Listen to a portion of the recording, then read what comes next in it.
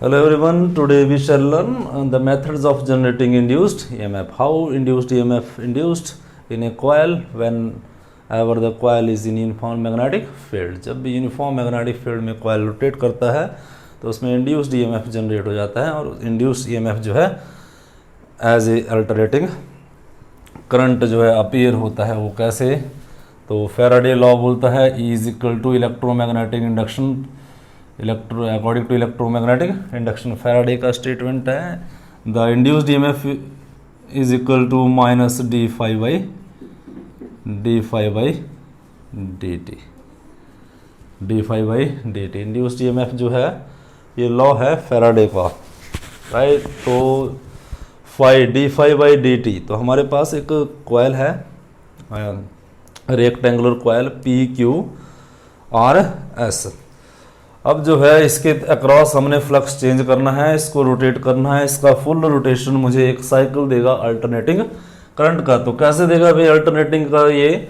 अब मुझे पता है magnetic flux is equal to that is equal to B A cos theta. Theta is angle between, ये जो कॉइल है ये रेक्टेंगुलर फ्रेम कॉइल है, इसका एरिया वेक्टर और मैग्नेटिक फील्ड की डायरेक्शन के बीच में एंगल जो है थीटा है। ये थीटा जो है एंगल, ये थीटा।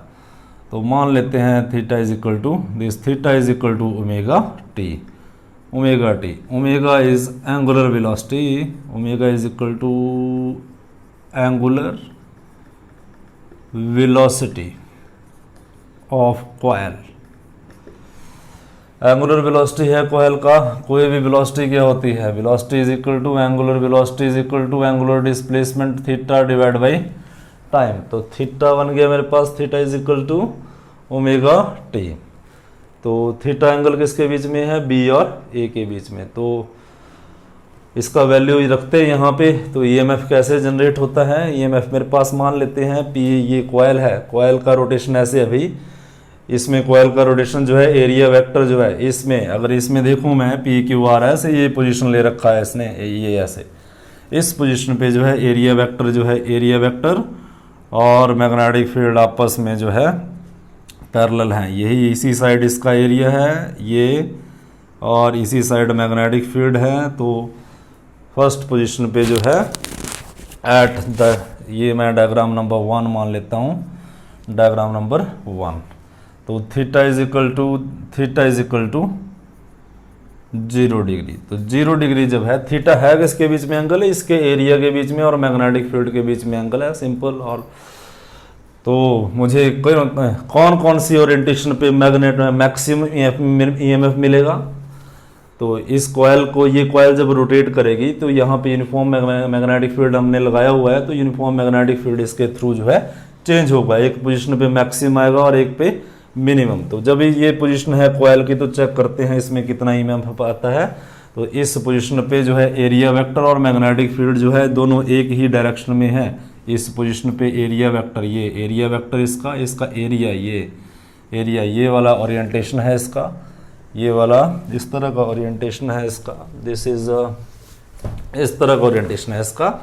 तो इसका एरिया वेक्टर जो है इधर, एरिया वेक्टर भी इधर ही, मैग्नेटिक फील्ड भी इधर ही, राइट। और मैं बोलूँगा मैग्नेटिक फील्ड नॉर्मल है इसके, मैग्नेटिक फील्ड नॉर्मल है इसके। तो theta is equal to 0 degree, theta is equal to 0 degree. तो जो है ईएमएफ कितना आएगा मेरे पास? तो फ्लक्स कितना आएगा?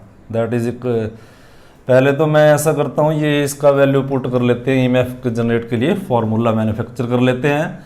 तो ईएमएफ जो है E is equal to minus d by d t of B A cos omega t, B A cos omega T.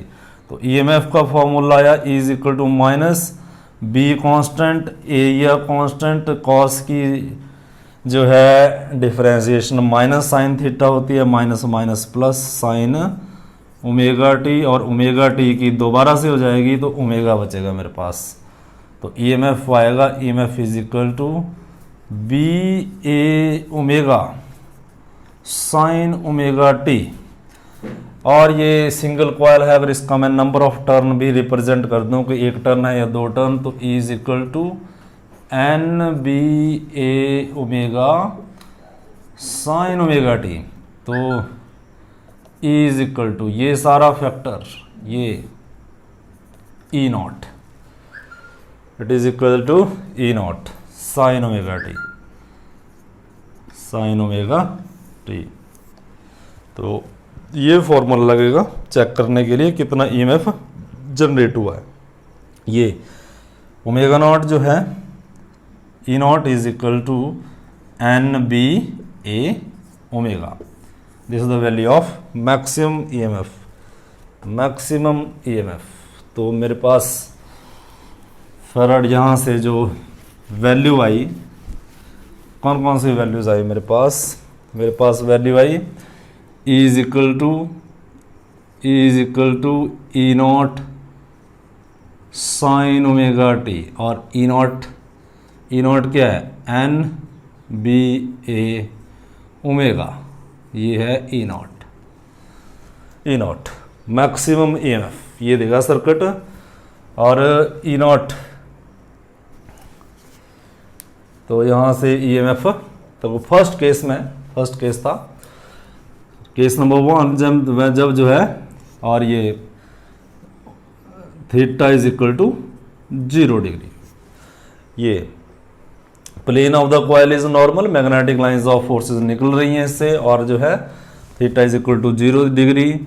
और तो ईएमएफ कितना है मेरे पास जो है, EMF is equal to E not sine 0 degree, और साइन 0 0 होता है, तो ये 0 इस पोजीशन पे 0। जब ये ओरिएंटेशन है तो 0 है भाई, यहाँ पे ये है 0, ये इधर को मैंने ऊपर को पॉजिटिव ईएमएफ रखा है, पॉजिटिव ईएमएफ यहाँ पे 0, और इधर negative EMF.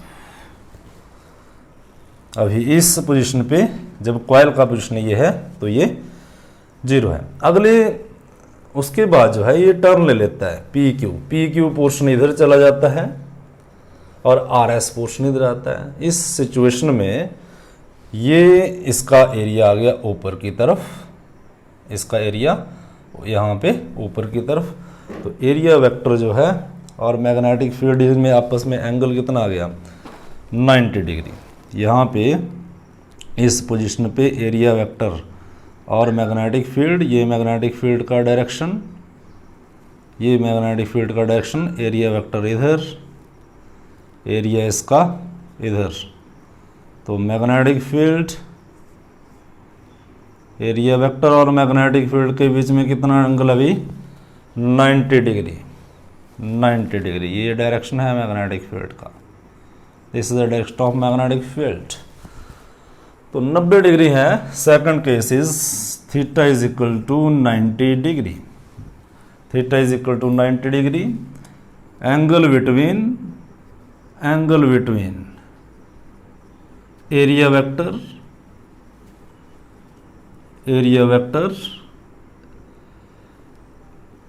and magnetic field. The angle between the area vector and magnetic field is 90 degree. तो दूसरी पोजीशन में बेटा ये 90 डिग्री हो गया, और 90 डिग्री हो गया तो ईएमएफ कितना जनरेट होगा मेरे पास, E is equal to E not sine 90 degree, sine 90 degree 1, so it is equal to E nought, it is equal to E nought. 90 degree जब एंगल चला गया π/2, तो π/2 जब एंगल था उसके बाद जो है इंक्रीज हुआ ईएमएफ, और इसका वैल्यू पहुंच गया ये, और ये आया ऊपर को ईएमएफ बढ़ रहा है, तो ये EMF E not maximum value इसका, और इन पोजीशन पे जो भी ईएमएफ होगा उसको अल्टरनेटिंग ईएमएफ बोलते हैं, alternating at any instant EMF. और ये जो है पॉजिटिव साइड में 90 डिग्री का ओरिएंटेशन है जब एरिया और मैग्नेटिक फील्ड के बीच में, तो मेरे पास आया ई नॉट, और ई नॉट के अंदर क्या है, ई नॉट किन फैक्टर पे डिपेंड करेगा, number of turn, uniform magnetic field, area and angular speed. So third number orientation पे कॉइल दोबारा जो है इस पोजीशन से इस पोजीशन पे आ गई, एरिया वेक्टर फिर नॉर्मल हो गया। एरिया वेक्टर जो है ये एरिया और मैग्नेटिक फील्ड आपस में फिर जो है पैरेलल हो गए 180 डिग्री में। एरिया जो है 180 डिग्री आ गया भाई इधर में, एरिया ये घूम गई इधर, तो इसका एरिया हमने एक साइड फिक्स कर रखा था। अब मैग्नेटिक फील्ड इधर है और एरिया इधर है, एरिया इधर है, एरिया और इनके बीच में ओरिएंटेशन है 180 डिग्री, 180 डिग्री, 180 डिग्री। तो जब थीटा जो है 180 डिग्री है तो ईएमएफ जो है सीधा ही ई नॉट साइन 180 डिग्री और साइन 180 डिग्री जीरो, तो ये ईएमएफ जो है जीरो आ गया, EMF zero, it decays to zero. जब जो है ये एंगल अब ये पाई तो ये ईएमएफ जो है डीके हो गया जीरो। अब पाई के बाद जो है रोटेशन तीसरे नंबर के ये रोटेशन, अब ये दोबारा पहले इसका पोजीशन ऐसे था, फिर ये ऐसे हो गया, फिर ये इसने एक टर्न ले लिया, अब इसने जो है दोबारा और टर्न ले लिया। पी क्यू पोर्शन जो है, पी क्यू पोर्शन पहले ये था, अब ये पी क्यू पोर्शन जो है घूम के इधर आ गया, राइट, ये इधर आ गया और आर एस इधर चला गया। अब इस सिचुएशन पे फिर 90 डिग्री एंगल है, फिर जो है तीसरी फोर्थ स्टेट पे जो है यहाँ पे 0 डिग्री, यहाँ पे 90, यहाँ पे 180 डिग्री आ गया। यहाँ पे जो है एरिया वेक्टर और उसके बीच में कितना रोटेशन जो है नेक्स्ट रोटेशन पे यहाँ 370 डिग्री जो है एंगल है, this is 370 degree, theta is equal to 370 degree. So EMF is equal to E not sine 370 degree, sine 370 degree. तो it is equal to -1, so it is equal to minus E naught. तो EMF है, EMF आ रहा है coil में, लेकिन negative side में आ रहा है, this is a negative maximum, negative maximum, negative minus E not, minus E not, this is the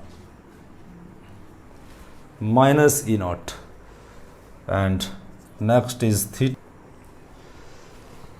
अच्छा ये जो है 270 होगा, 370 नहीं 270, ध्यान से देखो ना, ये 90 पहला 0 था, दूसरा ये 90, फिर उसके बाद 180, उसके बाद ये 270 लेना भाई, 270 नॉट 370, तो 270 होगा, तो ये माइनस ई नॉट 2, ये बाई मिस्टेक बोला गया। तो थीटा इज इक्वल टू उसके बाद जो है 2 पाई लेना है आपने, 2 पाई का मतलब जो है 360 डिग्री, तो ईएमएफ बनेगा ई नॉट साइन 360 डिग्री, और साइन 360 डिग्री हो गया 0, the value of sine 360 is equal to 0। तो 0 जो है, तो ये दोबारा से ये चला गया 0 पे। सो हाइड्रो टर्बाइन जैसे रोटेट करेगा उसके साथ ये टर्बाइन लगा होता है, आर्मेचर लगा होता है, आर्मेचर जो है यूनिफॉर्म मैग्नेटिक फील्ड में रोटेट करती है, और यूनिफॉर्म मैग्नेटिक फील्ड इसका जो ईएमएफ ये जो है, अब इसने जो है अल्टरनेटिंग ईएमएफ जनरेट किया, इसका मतलब इसने अल्टरनेटिंग करंट जनरेट किया। मेरे पास था E is equal to E not sine omega T, मेरे पास था E is equal to E not sine omega T, E is equal to I R is equal to I R is equal to E not sine omega T. So I is equal to E not by R sine omega T. So I is equal to I not sine omega T. अब यहाँ से आप check कर सकते हो, ये यहाँ पे मैक्सिमम ईएमएफ जब टरबाइन रोटेट करेगा और 90 डिग्री एंगल पे होगा, तो at this stage the EMF generated across the coil is maximum and its value is E naught. In and all other positions the EMF is alternating, instantaneous, not alternating, instantaneous, सब instantaneous value. उसके बाद जो है 90 degree से coil का rotation गया 180 पे, 180 पे, एक तो जो है EMF आ गया जीरो, EMF जीरो आ गया तो करंट भी जीरो आ गया. अब करंट क्या होगा, आई नॉट जो है E not by R, I naught जो है E not by R. EMF से हमेशा ही आर रेजिस्टेंस है इस कॉइल का, तो आई नॉट जो है I naught is E not by R. तो करंट का वैल्यू जो भी आएगा वो हमेशा इससे कम ही आएगा. You can say that like this way, ये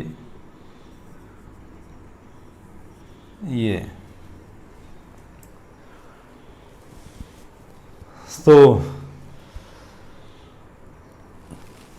I is equal to I not sine omega T. I naught का value E not by are.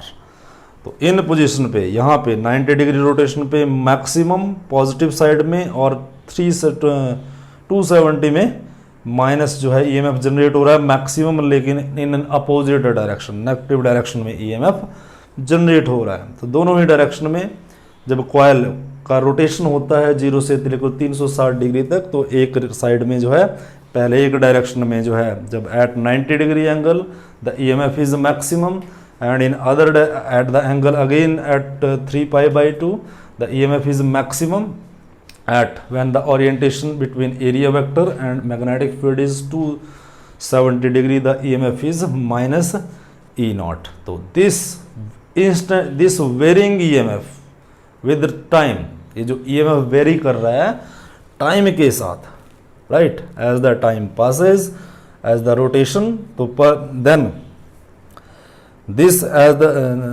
This जो है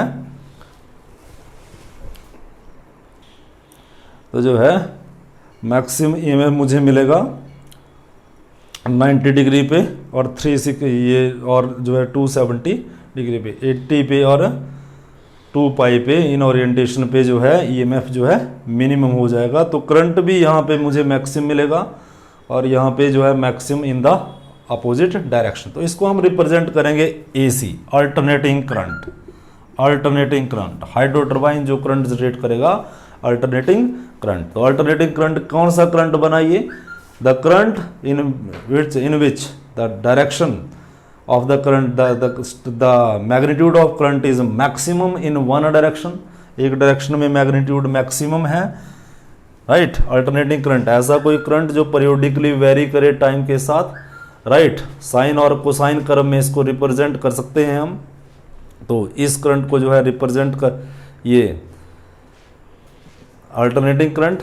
तो किस तरह का करंट बनाइए, the current which varies periodically with time, time के साथ पीरियोडिकली वेरी करे sinusoidally, the such type of current is known as alternating current. Alternating EMF भी मैं इसको बोलता हूँ.